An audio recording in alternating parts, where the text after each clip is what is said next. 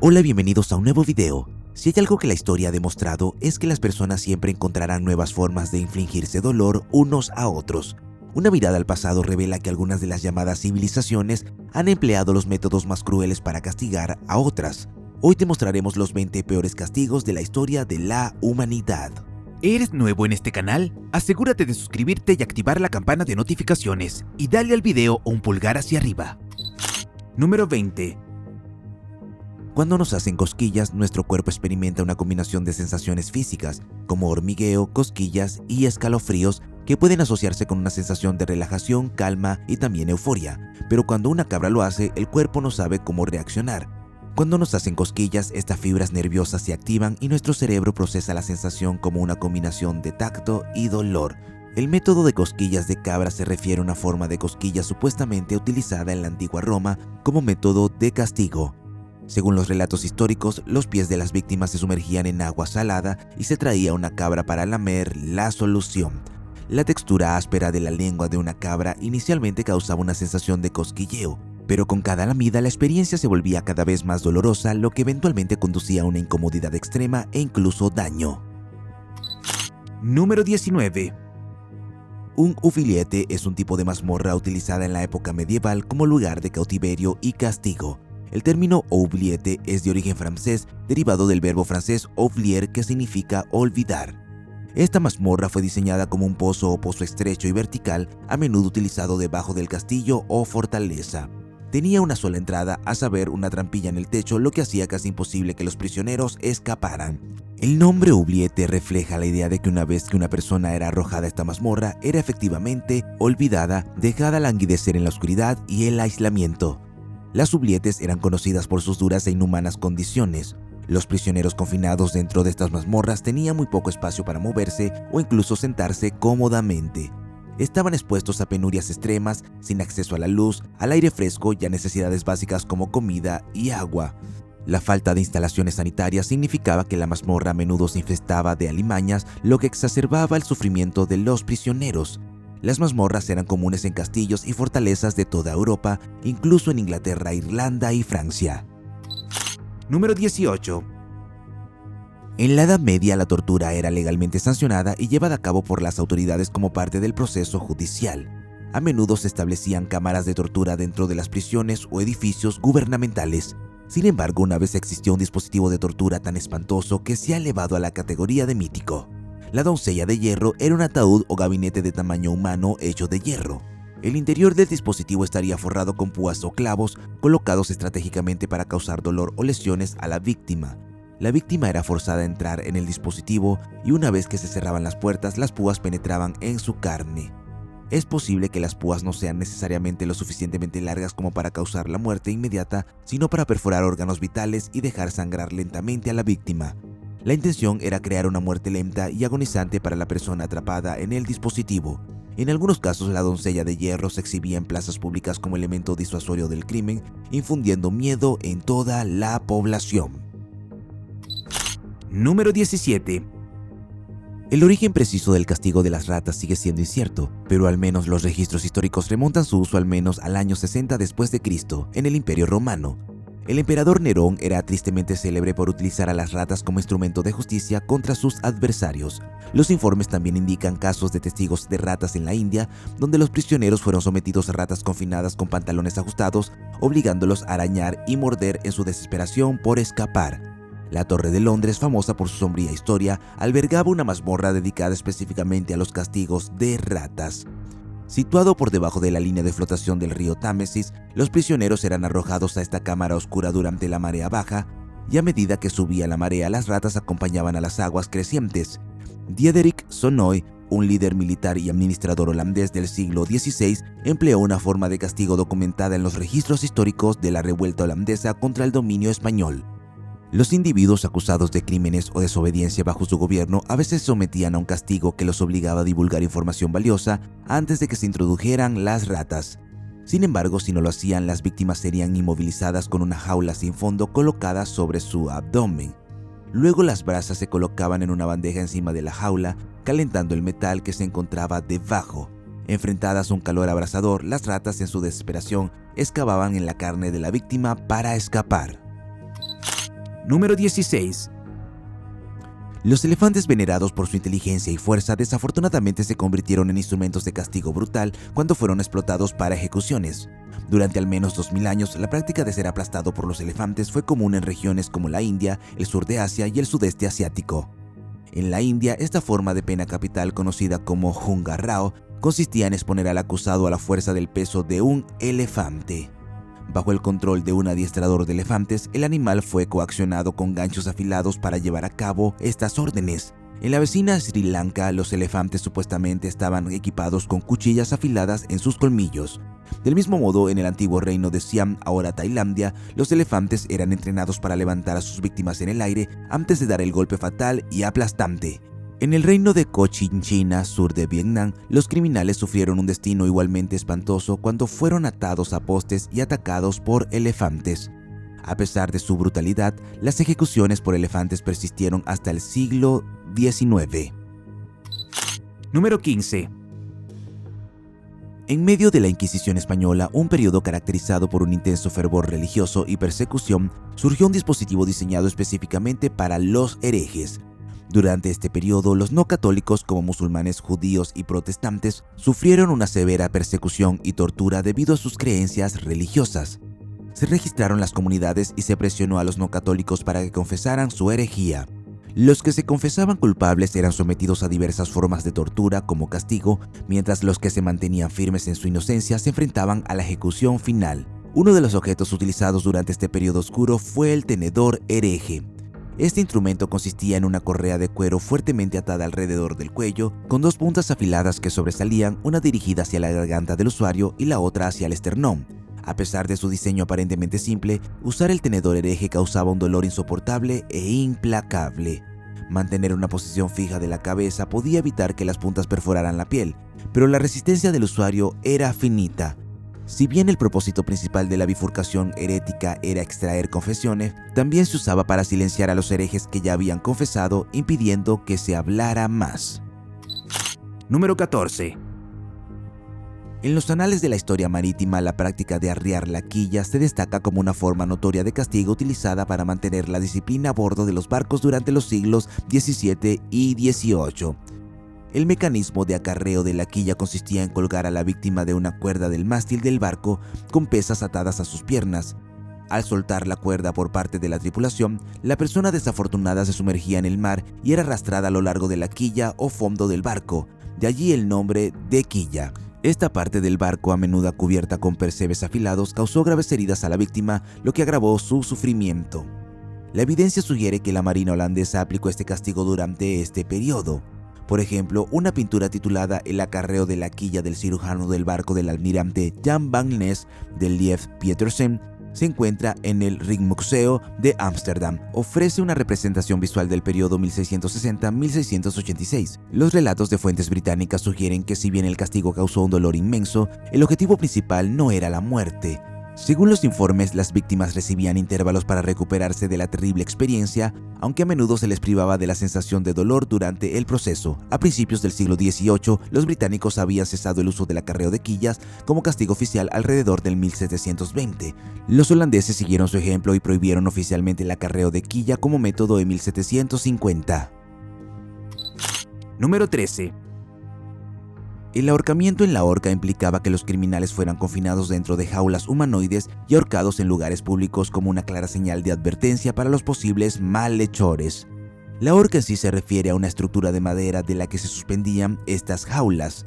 Esta forma macabra de castigo a menudo conducía a la muerte lenta de las víctimas durante varios días, principalmente a través de la exposición, la deshidratación y la inanición.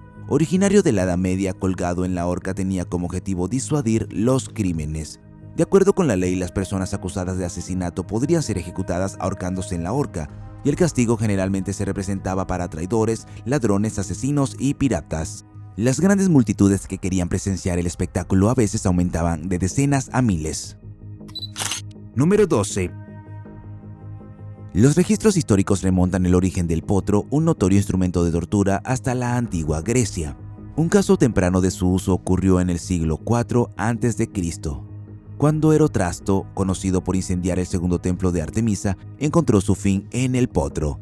El estante consistía en un marco de madera que se asemejaba a una cama elevada, ocultando su siniestro propósito.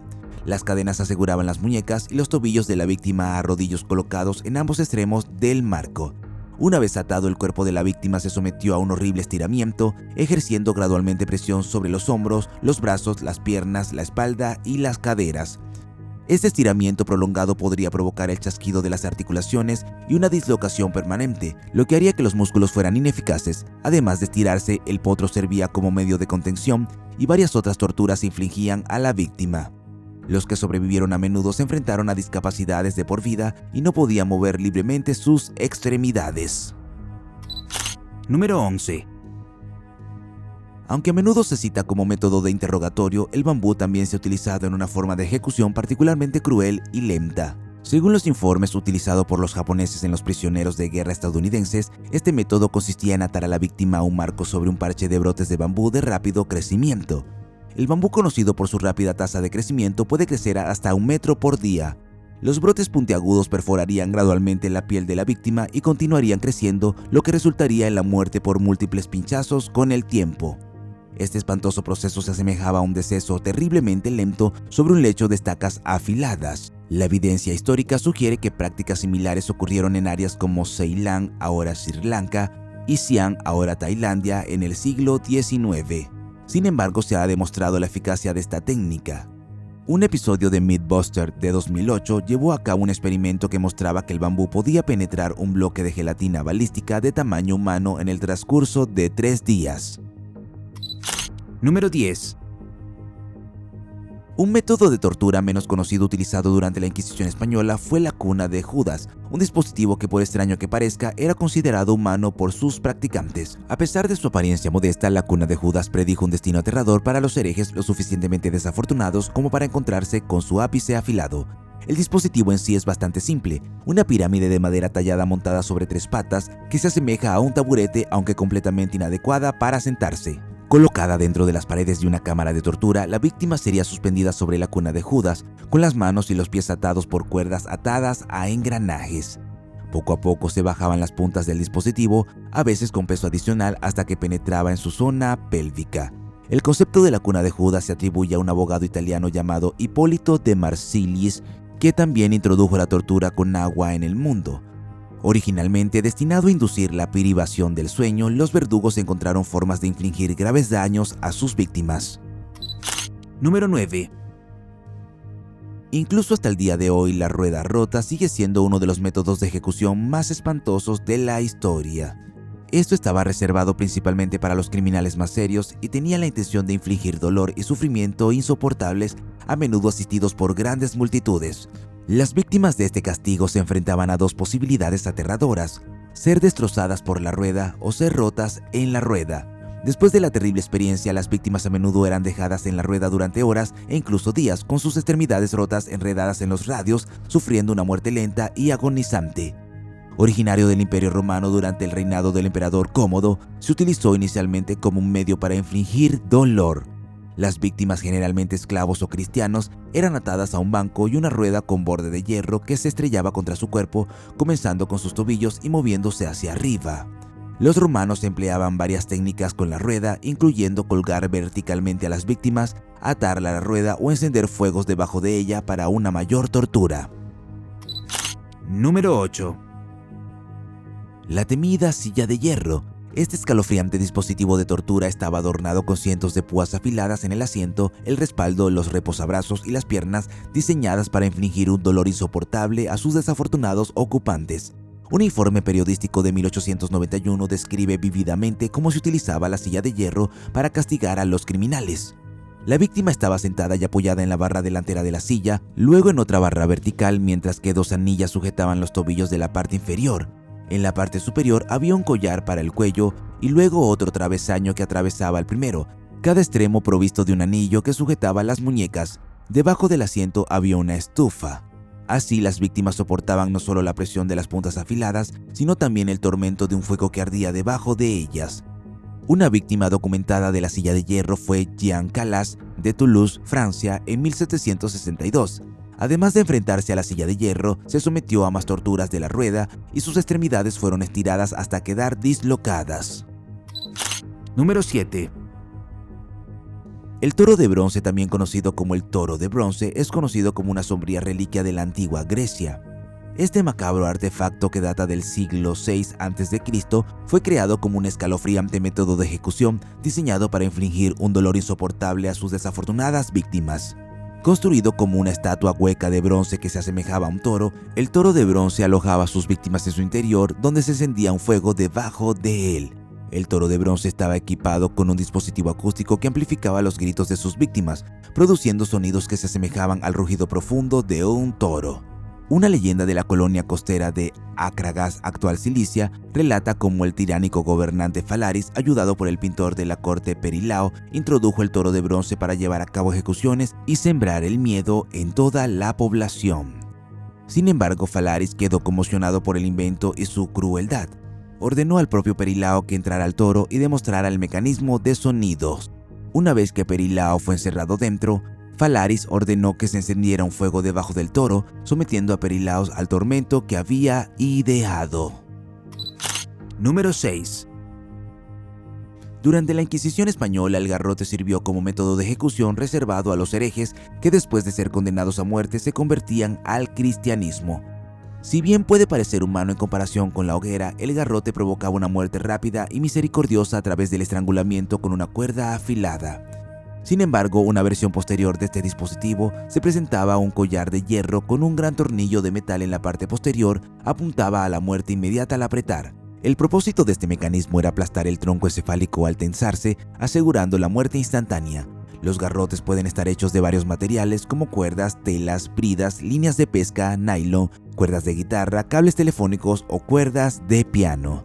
Además del uso histórico, el garrote encontró utilidad como un arma durante la Segunda Guerra Mundial, a menudo utilizado por los soldados para eliminar silenciosamente a los centinelas y al personal enemigo. Las unidades militares de élite y las fuerzas especiales a menudo recibían entrenamiento en el uso de garrotes, especialmente construidos e improvisados. El último garrote público en España tuvo lugar en mayo de 1897 en Barcelona, tras lo cual todas las ejecuciones se llevaron a cabo dentro de los muros de la prisión. Número 5. Traducido libremente del latín como castigo del saco, poena culei era un castigo especialmente reservado para el acto de matar al propio padre. Según Modestino, un prominente jurista romano del siglo III, el castigo consistía en golpear al culpable y luego coserlo en un saco. Dentro de este saco, junto al condenado, habría un perro, un gallo, una víbora y un mono, después de lo cual el saco sería arrojado a las profundidades del mar si estuviera cerca. Si el mar no era fácilmente accesible, el saco se arrojaba a los animales salvajes, según lo prescrito por la Constitución del divino Adriano. El destino de la persona condenada encerrada dentro del saco era inevitablemente sombrío, ya que se enfrentaba a una posible muerte por mordedura de serpiente, la fuerza brutal de un chimpancé o la asfixia de un ahogamiento. La historiadora Floric Edmond señala que la poena culei tuvo su apogeo durante los siglos XV y XVI y principios del XVII.